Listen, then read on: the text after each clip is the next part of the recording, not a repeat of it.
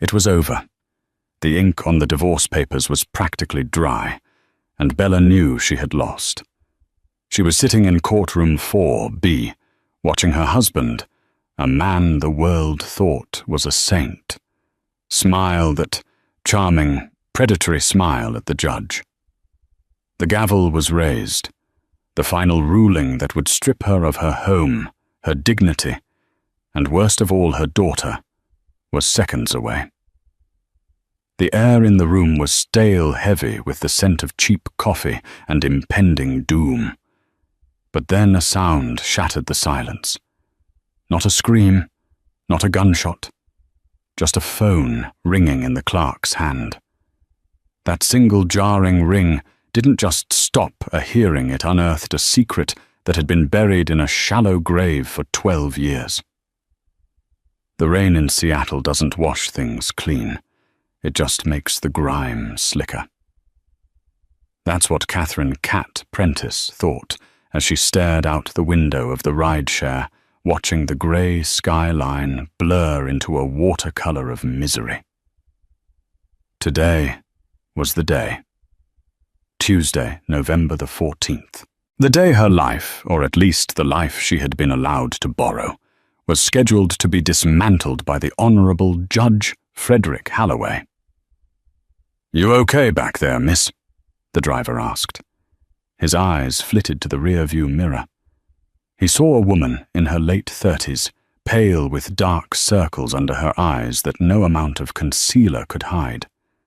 She was wearing a navy blazer that used to fit perfectly, but now hung loose on her shoulders.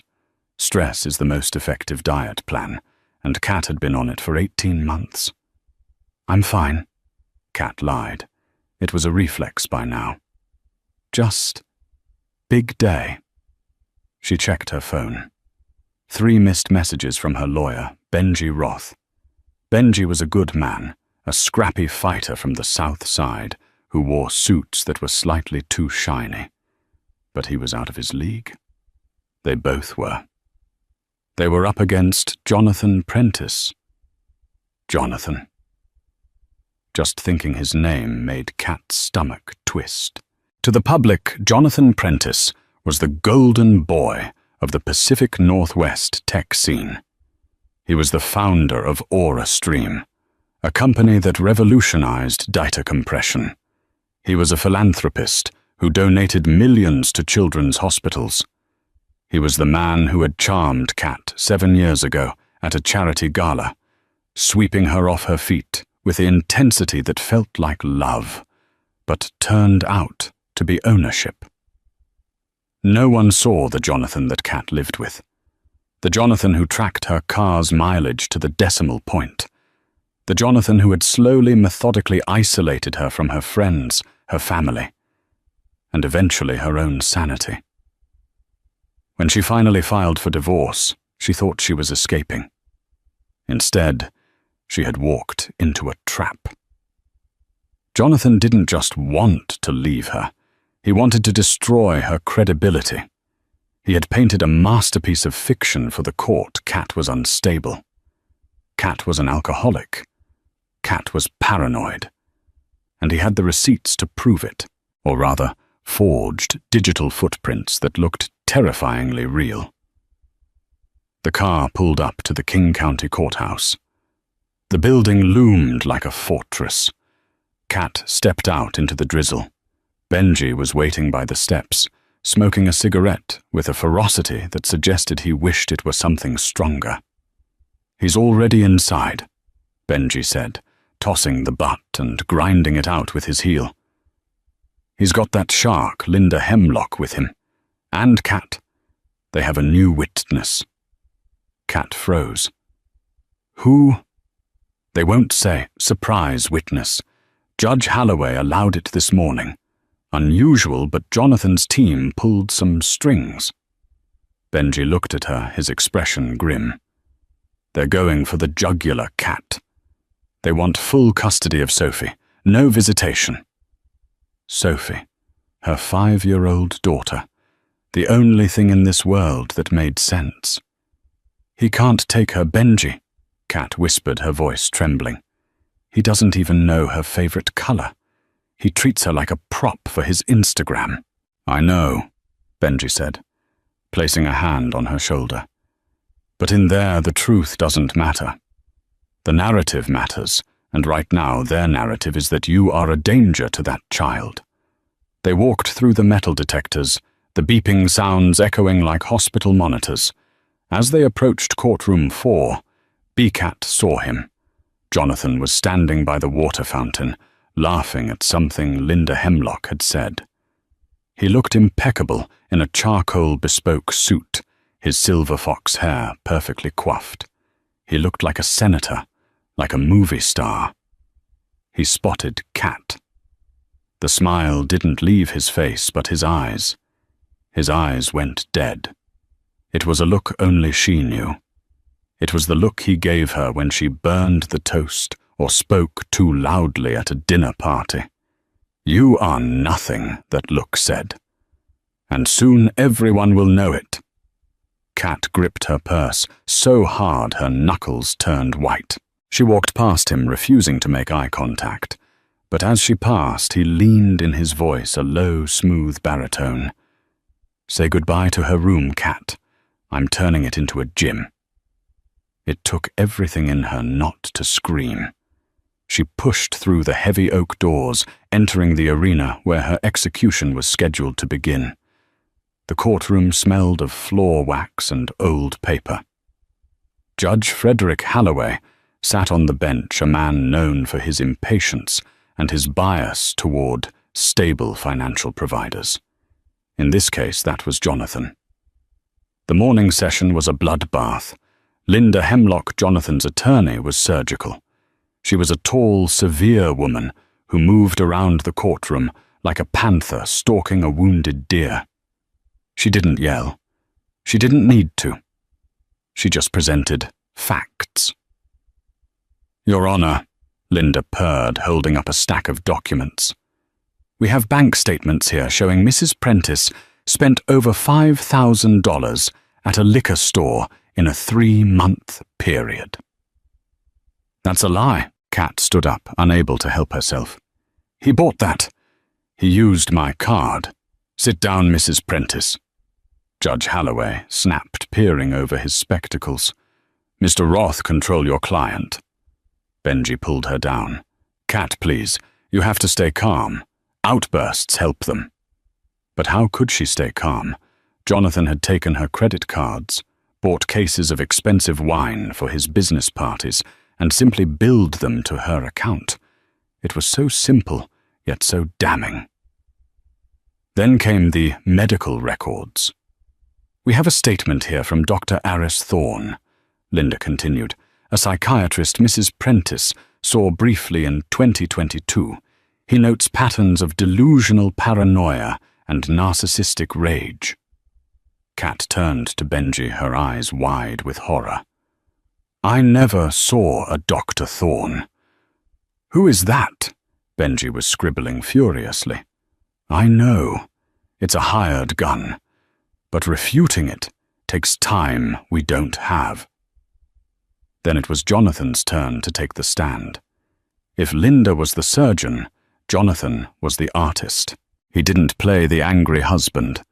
He played the concerned husband, the heartbroken savior. He sat in the witness box, hands clasped humbly in his lap. He looked at the judge with wet, pleading eyes. I love Catherine, Jonathan said softly. I really do. When we met, she was vibrant. But the addiction took her. I tried to get her help. I hired nannies to protect Sophie when Catherine was incapacitated. I covered up the incidents because I didn't want to embarrass her. Can you describe one of these incidents? Linda asked gently. Jonathan sighed, looking down as if the memory pained him. Last Christmas, Sophie was opening her presents. Catherine. She was disoriented. She started screaming that there were cameras in the dollhouse. She smashed it. Sophie was terrified. I had to take Sophie to a hotel that night. The courtroom was silent. The court reporter's typing was the only sound. Kat felt like she couldn't breathe. That incident had happened, but not like that. Jonathan had told her there were cameras. He had gaslit her for weeks, moving things in the house, whispering things through the baby monitor until she snapped. He had engineered the breakdown, recorded the aftermath, and now he was serving it up as proof of her insanity. "I just want my daughter to be safe." Jonathan finished, wiping a single, perfect tear from his cheek. "I want Catherine to get help, but she cannot be around Sophie. Not like this." Judge Halloway nodded, clearly moved. "Thank you, Mr. Prentice. You may step down." Benji stood up for the cross-examination, but he looked defeated. He asked about Jonathan's offshore accounts, about the inconsistencies in the dates. Jonathan parried every question with a smile and a polite, confusing answer. "Mr. Roth," Jonathan said, "I understand you are doing your job, but my finances are audited by the IRS. There is nothing to hide. I'm afraid Catherine has led you on a wild goose chase." By the lunch recess, Kat felt like a ghost. She sat on a bench in the hallway, staring at the floor. "He's going to win," she whispered. Benji sat next to her, loosening his tie. "We have one shot left. Your testimony. You have to make the judge feel your fear, Kat. You have to make him see the manipulator behind the mask." "He doesn't see me," Kat said. "No one does. Jonathan owns the light. I'm just the shadow he casts." As they went back inside for the afternoon session, the atmosphere shifted. The rain was hammering against the windows now, a relentless drumbeat. "Call your next witness," Judge Halloway said, looking at his watch. He was bored. He had already made up his mind. "The defense calls Catherine Prentice," Benji announced. Kat walked to the stand. She swore to tell the truth. But as she looked out at the courtroom, at Jonathan's smug face, at the judge's impatient glare, she realized that in this room, the truth was just another story, and Jonathan was a better storyteller. Kat's testimony was a disaster. She tried to explain the gaslighting. She tried to explain the financial abuse.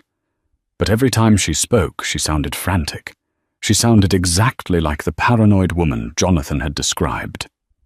He moves my keys," Kat stammered. "He changes the passwords on my email and then tells me I forgot them. He told me my mother called when she didn't." "Mrs. Prentice," Judge Halloway interrupted. "Do you have any proof of these password changes? Any logs?" "No," Kat said, her voice rising. "He's a tech genius. He knows how to hide his tracks." "So it's a conspiracy?" Linda Hemlock asked during cross-examination, raising an eyebrow. "Your husband, a CEO of a Fortune 500 company, has time to hide your car keys." "Yes," Kat cried out. Linda smirked. "No further questions." It was 3:45 p.m. The closing arguments were short. Benji gave a passionate speech about the subtle nature of emotional abuse, but it landed on deaf ears. Linda Hemlock simply gestured to the pile of evidence, the liquor store receipts, the doctor's note, the recording of Kat screaming about the dollhouse. "The facts are clear, Your Honor," Linda said.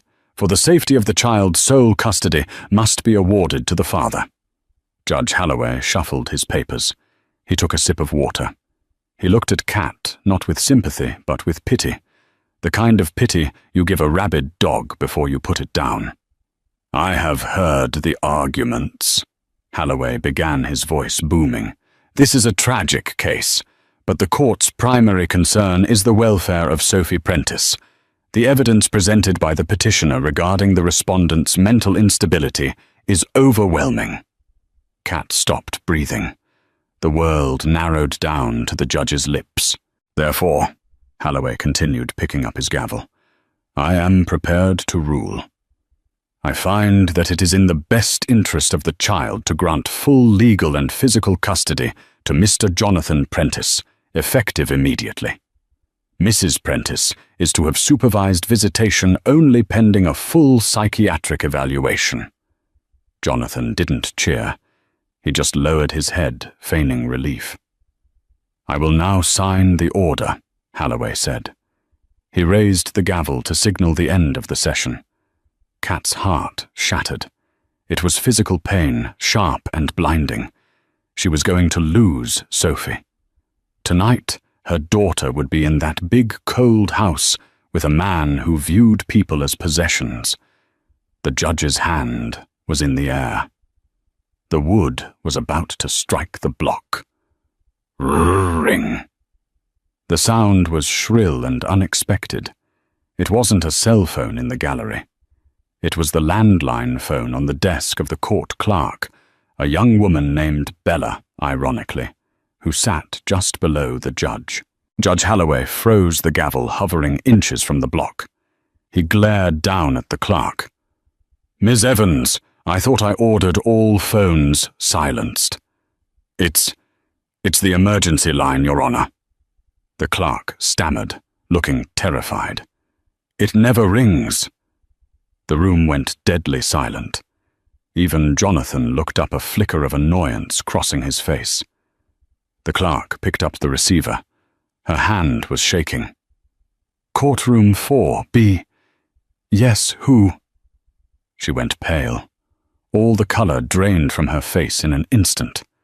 She looked up at the judge, her eyes wide as saucers. She didn't cover the mouthpiece. "Your Honor," the clerk whispered, her voice trembling so hard it cracked. "You need to take this, immediately." "I'm in the middle of a ruling," Halloway barked. "Take a message." "No, Your Honor." The clerk stood up. The caller says he's calling from the morgue, but he's not the coroner." A ripple of confusion went through the room. Jonathan Prentice straightened his tie, his eyes narrowing. "What is this nonsense?" Jonathan muttered to Linda. "The caller says," the clerk continued, her eyes locking onto Jonathan Prentice, "that his name is Elias Vane, and he says he wants to know why Jonathan Prentice buried him in Nevada 6 years ago." The silence that followed was not the silence of a courtroom. It was the silence of a tomb being cracked open. Kat looked at Jonathan. For the first time in 7 years, the mask didn't just slip. It shattered. Jonathan Prentice, the man of ice and steel, looked like he had seen a ghost. His skin turned a waxen grey. His mouth opened, but no sound came out. Judge Halloway slowly lowered the gavel, but he did not strike the block. He reached for the phone. Judge Halloway was a man of procedure. He liked order. He liked schedules. He detested surprises. But the look on Jonathan Prentice's face, a look of sheer, unadulterated terror, triggered an instinct in the judge that went beyond the law.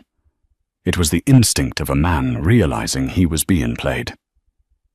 Halloway held the receiver to his ear, his eyes never leaving Jonathan. "This is Judge Frederick Halloway," he said, his voice dropping an octave. "Identify yourself." There was a pause. Then the judge reached out and pressed the speaker button on the bass unit. A voice filled the courtroom. It wasn't the smooth, polished baritone of the lawyers. It was a voice like grinding gravel horse, tired and crackling with static. "Hello, Judge," the voice rasped. "My name is Elias Vane, and if my former boss, Jonathan, hasn't vomited on his expensive Italian shoes yet, he's about to." "This is outrageous," Jonathan shouted, leaping to his feet. The charm was gone. Veins bulged in his neck. "This is a prank, a deep fake. My wife has hired someone to—" "Sit down, Mr. Prentice," Halloway roared. The sheer volume of the judge's voice shook the walls. "Bailiff, if he stands again, restrain him." The bailiff, a burly man who had spent the last 3 hours bored out of his mind, stepped forward, his hand hovering near his belt. Jonathan sat, but his hands were shaking violently. He gripped the table, his knuckles turning the color of bone. "Mr. Vane," the judge said, addressing the speakerphone, "you claim to be a man who is legally deceased. Explain yourself, or I will trace this call and have you arrested for obstruction of justice." "Oh, I'm legally dead, all right." Elias chuckled a dry, humorless sound. "October 14th, 2017. Car accident in the Nevada desert. Closed casket. Very tragic. Jonathan even paid for the flowers. Didn't you, Johnny?" The courtroom was frozen. Kat looked from the phone to Jonathan. She remembered that name. Elias. He was the grim-faced man who used to come over late at night to fix Jonathan's servers. Jonathan had told her Elias died of a drug overdose. "I was Jonathan's CTO," Elias continued. "Chief Technical Officer. But really I was his cleaner. When Jonathan wanted a competitor's site to crash, I did it. When he wanted to scrub his search history, I did it. And 6 years ago, when he wanted to fake an embezzlement scheme to frame his co-founder, I did that too." "Lies," Jonathan hissed. "He's a disgruntled employee." "I disappeared because I knew too much," Elias said. "Jonathan gave me 2 choices, a shallow grave or a new life with a monthly stipend. I took the money. I moved to Mexico. I stayed dead. But yesterday the money stopped." The room turned to look at Jonathan. "You got greedy, Johnny," Elias said, his voice dripping with venom. "You thought enough time had passed. You thought I was a loose end you could finally cut. But you forgot one thing. I'm the one who built your security system. I kept a back door. And I've been watching you." Linda Hemlock. Jonathan's shark of a lawyer was slowly inching her chair away from her client. She was a ruthless attorney, but she wasn't stupid. She knew the smell of a sinking ship. "Mr. Vane," Judge Holloway said, his voice steady but tense. "These are serious allegations, but this is a family court. Unless this pertains to the custody of Sophie Prentice, this is a matter for the police." "It pertains to everything," Elias snapped. "Why do you think Jonathan is winning this case, Judge? Do you think he's a good father?" "The man is a sociopath. He doesn't love that kid. He just wants to win. And to win, he needed to make his wife look crazy." Kat felt a sore catch in her throat. He knows. "Ask him about the gaslight protocol, Judge," Elias said. "The what?" Holloway asked. "The gaslight protocol. It's a script I wrote for him 5 years ago. It allows remote access to the smart home system. Lights, locks, temperature, audio. It logs everything, but it edits the user out. It makes it look like ghosts are doing it." Elias paused for effect. "I just sent an email to your clerk, Judge. It contains the raw server logs for the Prentice residence for the last 12 months. Open it." The clerk, Bella, was already typing furiously. Her face was pale, illuminated by the glow of her monitor. "I have it, Your Honor," she whispered. It's a massive file." "Open the folder marked Dollhouse Incident," Elias commanded through the speaker. The clerk clicked. A video file popped up on the large monitors mounted on the courtroom wall's monitors that were usually used to display financial spreadsheets. The video started. It was the footage from the living room camera. It showed Kat and Sophie playing. Kat looked happy. Sophie was laughing. Then the audio cut in. A strange, whispering voice coming from the corner of the room. "Mummy hates you, Sophie. Mummy wants to hurt you." On the screen, Kat whipped her head around, terrified. "Who said that?" Sophie started crying.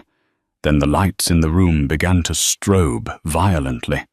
In the courtroom, the real Kat covered her mouth, tears streaming down her face. "I told you," she choked out. "I told you the lights were flashing." The video continued. Kat was screaming, smashing the dollhouse where the voice seemed to be coming from, trying to find the speaker. But then the video changed. "Now," Elias said, "look at the metadata on the right side of the screen." The clerk highlighted a column of text running alongside the video. User admin _J_PRENTISS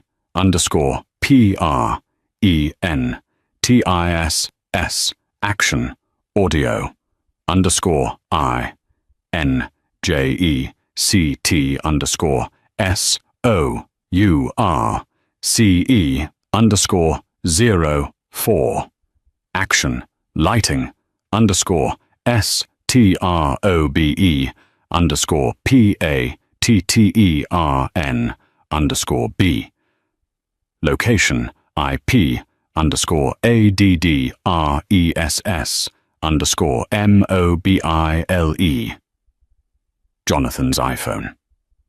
The text was undeniable. At the exact moment Kat was losing her mind, Jonathan Prentice was logged into the system, controlling the lights and the voice from his phone. The video ended. The silence in courtroom 4B was heavy, suffocating.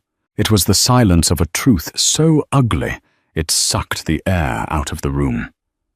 Judge Holloway looked at the screen. Then he looked at Kat. The pity in his eyes was gone, replaced by a profound, burning shame. He had almost handed a child over to a monster. He turned his gaze slowly to Jonathan. Jonathan Prentice was no longer the golden boy. He was a cornered rat. He stood up, knocking his chair over. "This is illegal!" Jonathan screamed, his voice cracking. "That evidence was obtained illegally. You can't use this. I'll sue this court. I'll buy this entire building and burn it down." "Mr. Prentice," Judge Holloway said, his voice deadly calm. "Sit down." "No." Jonathan looked toward the door. "I'm leaving. This hearing is over." "Bailiff," Holloway barked. "Lock the doors. No one leaves this room." The heavy oak doors slammed shut with a boom that echoed like a gunshot. The lock clicked. Jonathan spun around, his eyes wild. He looked at Linda Hemlock. "Do something!" Linda stood up, smoothed her skirt, and looked Jonathan dead in the eye. "Mr. Prentice, I am withdrawing as your counsel effective immediately. I will not be a party to fraud and criminal endangerment." She walked over to the bench and sat down, crossing her arms. Jonathan was alone. "One more thing," Elias's voice crackled from the phone. "I also sent the unedited bank records, the ones that showed Jonathan buying the vodka he claimed Catherine drank, and the transfers to Dr. Aris Thorne." Benji Roth, who had been stunned into silence, suddenly slammed his hand on the table. "The psychiatrist. He bought the diagnosis. $50,000, Elias confirmed, wired to an account in the Caymans 3 days before the evaluation. Kat felt a wave of dizziness. It was all unraveling. Every lie, every gaslight, every moment she had doubted her own sanity was being dismantled in real time. She wasn't crazy. She had been hunted. Judge Holloway picked up the phone again. "Mr. Vane, remain on the line. I am having the district attorney patched in." The judge looked at the bailiff. "Take Mr. Prentice into custody." Jonathan backed away as the bailiff approached. "Don't touch me. Do you know who I am? I am Aura Stream. I am a pillar of this community." "You are a fraud, sir," the bailiff said, unhooking his handcuffs. "Turn around." Jonathan's eyes darted around the room, looking for an exit, looking for an ally. He found only the cold stares of strangers and the tear-filled, furious eyes of the wife he had tried to destroy. He lunged, not at the bailiff, at Kat. It happened in slow motion, yet too fast to stop. Jonathan, realizing his life was over, defaulted to the only thing he had left: rage. Pure narcissistic rage. If he couldn't own Kat, he would break her one last time. He leaped over the partition separating the tables. "You bitch!" he screamed, his hands reaching for her throat. "You ruined everything's." Benji Roth, the scrappy lawyer from the South Side, moved faster than anyone expected. He didn't have the size of the bailiff, but he had the adrenaline of a man watching a bully attack a defenseless woman. Benji threw a shoulder into Jonathan's midsection, tackling him to the floor, just inches from Kat. They crashed into the table, sending putu, pitchers of water and legal pads flying. "Get off me!" Jonathan howled, thrashing wildly. The bailiff was there a second later, driving his knee into Jonathan's back and wrenching his arms behind him. The click of the handcuffs was the sweetest sound Kat had ever heard. "Get him up!" Judge Holloway shouted, standing on the bench, his face red with fury. "Get him out of my sight!" Jonathan was hauled to his feet. His nose was bleeding from the impact. His perfect suit was wet and crumpled. He looked at Kat, his eyes filled with a terrifying emptiness. "You'll never be safe," he spat blood on his teeth. "I have money you can't even imagine. I'll buy my way out. And then I'm coming for Sophie." Kat stood up. Her legs were shaking, but she forced them to hold her weight. She walked around the table until she was face to face with him. She was close enough to smell his expensive cologne, now mixed with the metallic scent of blood and sweat. She didn't scream. She didn't cry. She leaned in her voice, a whisper that carried more power than his shouting ever had. "You don't have money anymore, Jonathan," she said. "You have evidence against you, and you don't have Sophie. You never did." The bailiff dragged him away. Jonathan continued to scream obscenities until the heavy door cut off his voice. The room fell into a stunned silence. The only sound was the speakerphone, where the faint sound of Elias Vane breathing could be heard. "Nice tackle," Elias said. Judge Holloway sat down heavily. He took a handkerchief from his pocket and wiped his forehead. He looked old suddenly. The weight of his near-fatal error was pressing down on him. "Mrs. Prentice," the judge said softly. Kat looked up. "Yes, Your Honor." "I—" The judge paused. Judges do not apologize often. It undermines the authority of the court. But Holloway was a human being first. "I owe you a profound apology. The court system relies on the assumption of good faith. Your husband weaponized that faith." He shuffled the papers on his desk, the ruling he had been about to sign, and tore them in half.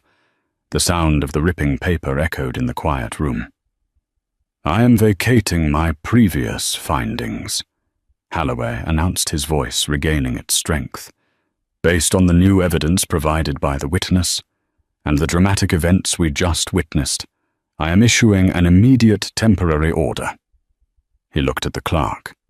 "Write this down. Sole legal and physical custody of Sophie Prentice is awarded to the mother, Catherine Prentice. Mr. Jonathan Prentice is to have no contact, direct or indirect, with the child or the mother. I am also issuing a lifetime restraining order, effective immediately." Kat grabbed Benji's hand. Benji squeezed back his hand, still trembling from the fight. "Furthermore," Holloway continued, "I am freezing all of Mr. Prentice's assets, pending a forensic accounting investigation. If this gaslight protocol is real, and if he paid for a false diagnosis, we are looking at fraud, perjury, wiretapping, and child endangerment. He won't be buying his way out of anything." The judge turned to the speakerphone. "Mr. Vane." "Still here, Judge."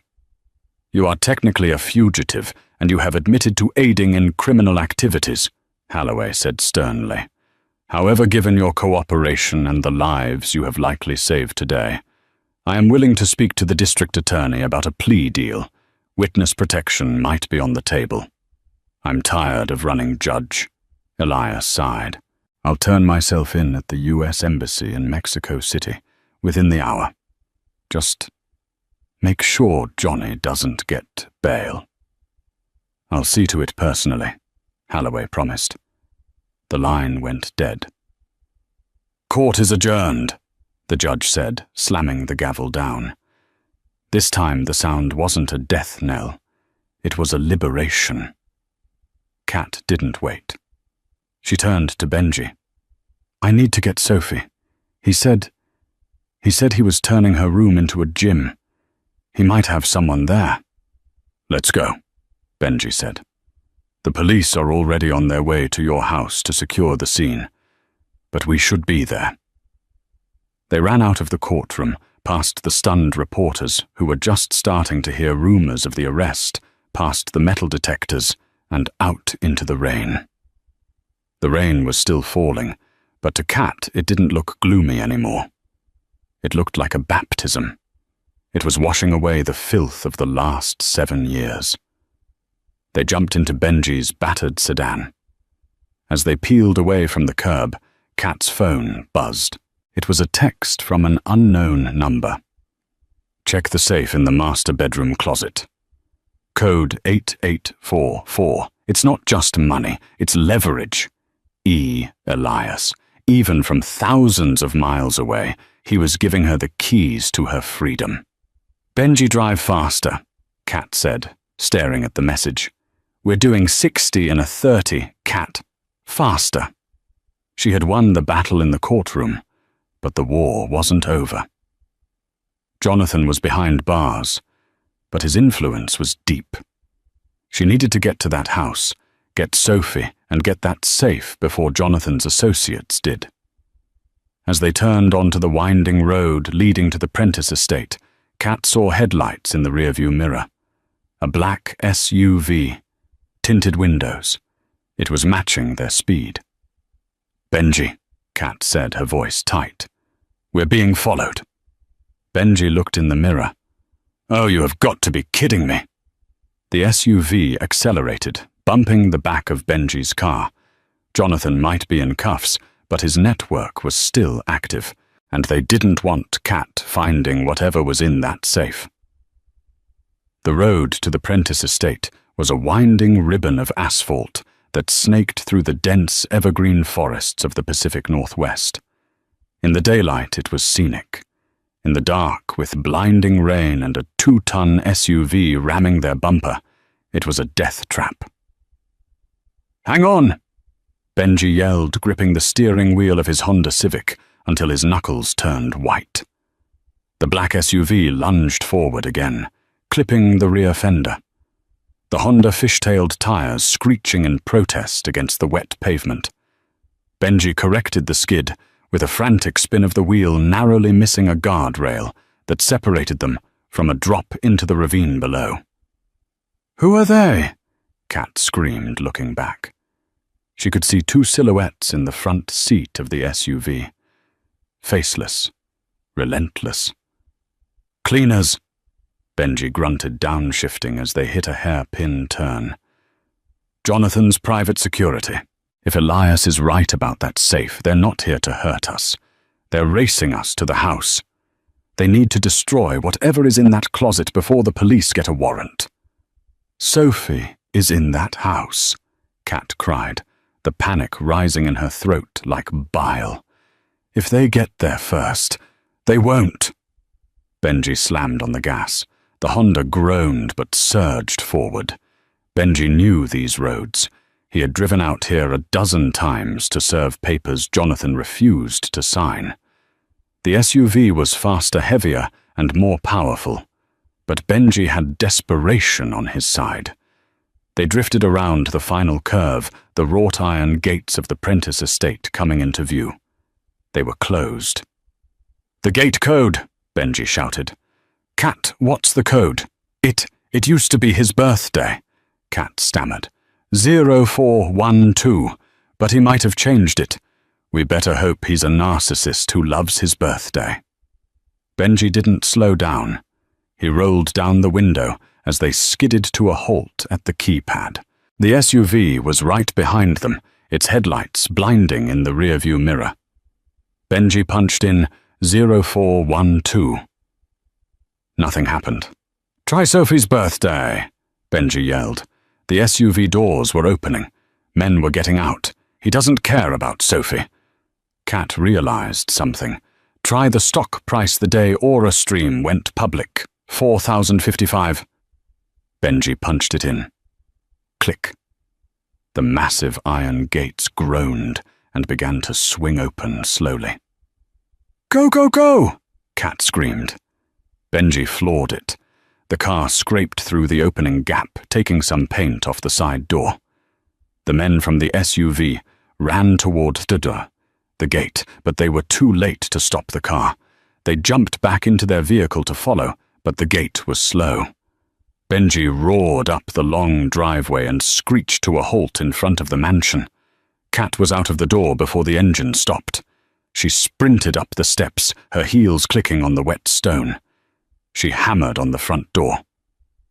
"Mrs. Gable, open up, it's Kat." Inside, she could hear the muffled sounds of a TV. Mrs. Gable, the night nanny, was slightly hard of hearing and deeply loyal to her paycheck, not necessarily to Jonathan. Kat frantically punched the code into the front door smart lock. Access denied. "He locked me out," she sobbed. Benji ran up beside her holding a tire iron he'd grabbed from his trunk. "Stand back." He swung the iron with all his might against the glass pane next to the handle. It shattered with a deafening crash. Benji reached in and unlocked the deadbolt. They burst into the foyer. It was warm, quiet, and smelled of lavender, a stark contrast to the chaos outside. "Sophie!" Kat screamed, running toward the stairs. Mrs. Gable appeared from the kitchen holding a tea towel, looking terrified. "Mrs. Prentice, what on earth?" "Where is she?" Kat demanded, grabbing the woman's shoulders. She's in her room, sleeping." "Mr. Prentice called. He said you were unwell and might try to break in. He said to call security if Jonathan is in handcuffs, Mrs. Gable," Benji shouted. "He's been arrested for child endangerment. Now get Sophie and take her to the kitchen. Lock the door and don't open it for anyone but the police. Do you understand?" The nanny looked at Benji's wild eyes, then at the tire iron, and nodded fast. She ran upstairs. "Kat, the safe." Benji pointed to the master bedroom. Kat ran. She burst into the room she hadn't stepped foot in for 6 months. It looked exactly the same. Cold. Pristine. A museum, not a home. She tore open the walk-in closet door. Behind the rows of Italian suits was a wall safe. Code 8844. Elias's text echoed in her mind. Her fingers trembled as she typed 8844. Beep. Click. The heavy steel door swung open. Inside there wasn't just cash. There were stacks of hard drives, a black leather ledger, and a passport, with Jonathan's photo but a different name. "He was planning to run," Kat whispered. "He knew this day might come." "Grab it all!" Benji yelled from the hallway. "They're here!" Downstairs, the front door was kicked open. Glass crunched under heavy boots. "Mrs. Prentice!" a deep voice bellowed. It was the head of security, a man named Kruger. "Come down. We just want to talk." "Don't listen to them," Benji shouted. He stood at the top of the stairs, brandishing the tire iron like a sword. Kat shoved the hard drives and the ledger into her tote bag. She grabbed the passport. She looked around for a weapon, finding only a heavy brass lamp. She ran out to the landing. Benji was blocking the stairs. Below Kruger and two other men were ascending, guns drawn, not police issue, but sleek, silenced pistols. "Mr. Roth," Kruger said calmly, "you're a smart lawyer. You know this is trespassing. Hand over the contents of the safe and we walk away. No one gets hurt." "You're not walking away," Benji said, his voice shaking but defiant. "You're accomplices to a felony.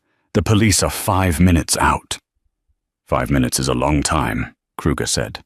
He took a step up. "Stay back," Kat screamed, holding the bag tight to her chest. "I have the ledger. I have the offshore accounts. I have the names of the judges he bribed." Kruger's eyes narrowed. "Then you definitely can't leave here." He raised his weapon. Benji didn't think. He didn't weigh the odds. He just acted.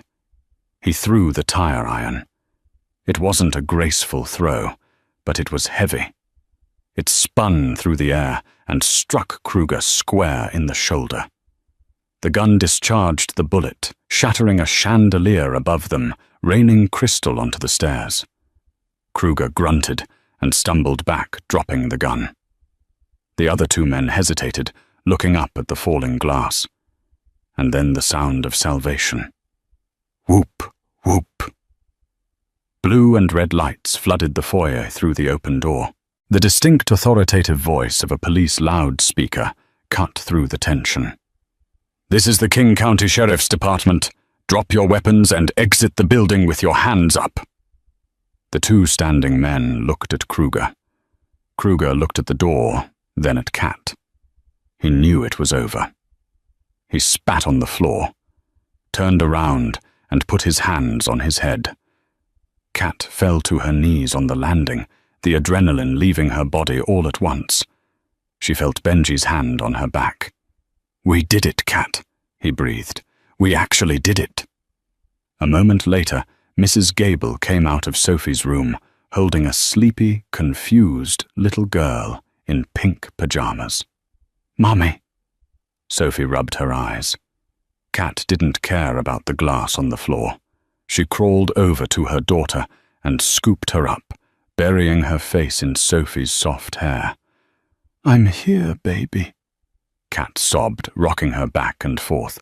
"Mummy's here, and I'm never leaving again." The media called it the Glass House Scandal. For weeks following the raid on the Prentice estate, it was impossible to turn on a television or open a news app without seeing Jonathan Prentice's face. But it wasn't the polished, airbrushed headshot from Forbes or Wired.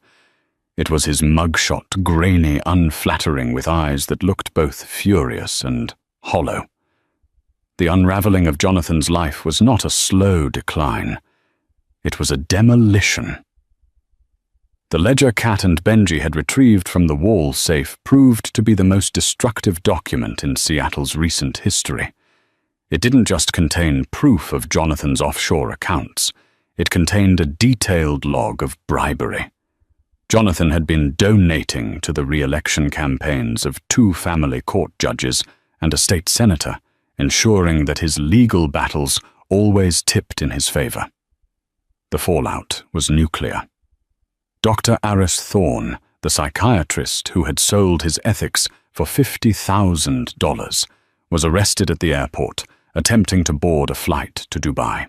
He struck a plea deal almost immediately, testifying that Jonathan had scripted the entire psychotic break narrative. Thorne admitted that Kat Prentice was perfectly sane, while Jonathan fit the clinical criteria for severe narcissistic personality disorder with sociopathic tendencies. 6 months later, the dust was finally beginning to settle.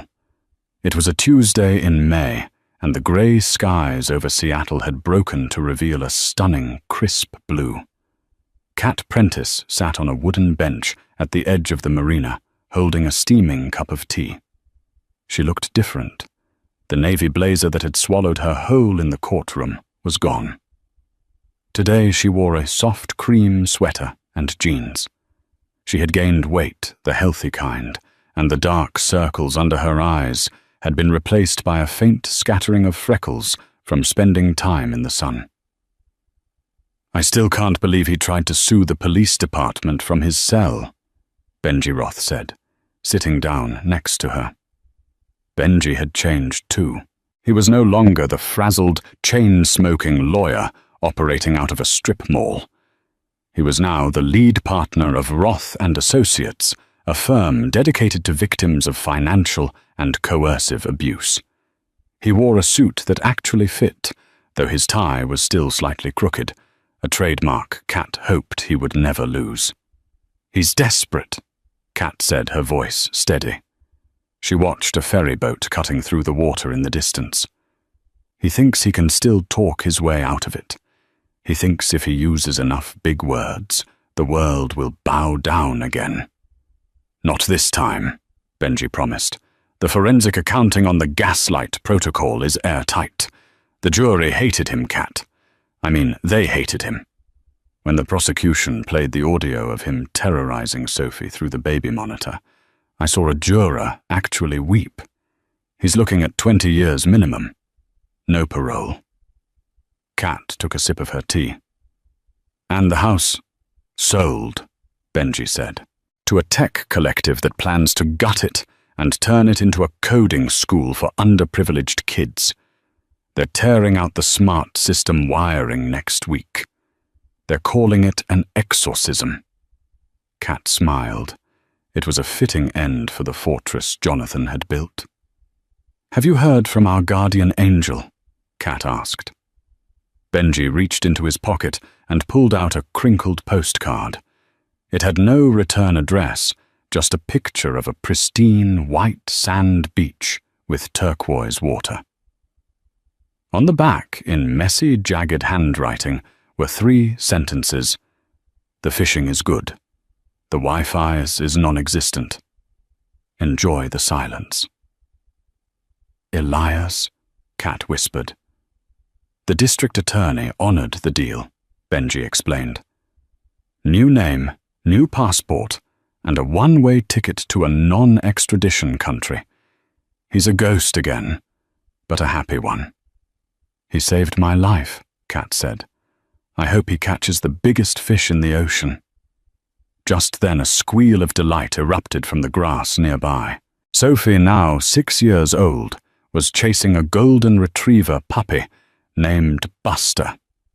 The dog was a chaotic, shedding, muddy disaster, everything Jonathan would have forbidden. Sophie tripped over her own feet, landing in the grass with a thud. For a split second, Kat flinched. The old instinct, the fear that a fall meant a lecture, that a stain meant a screaming match, flared up.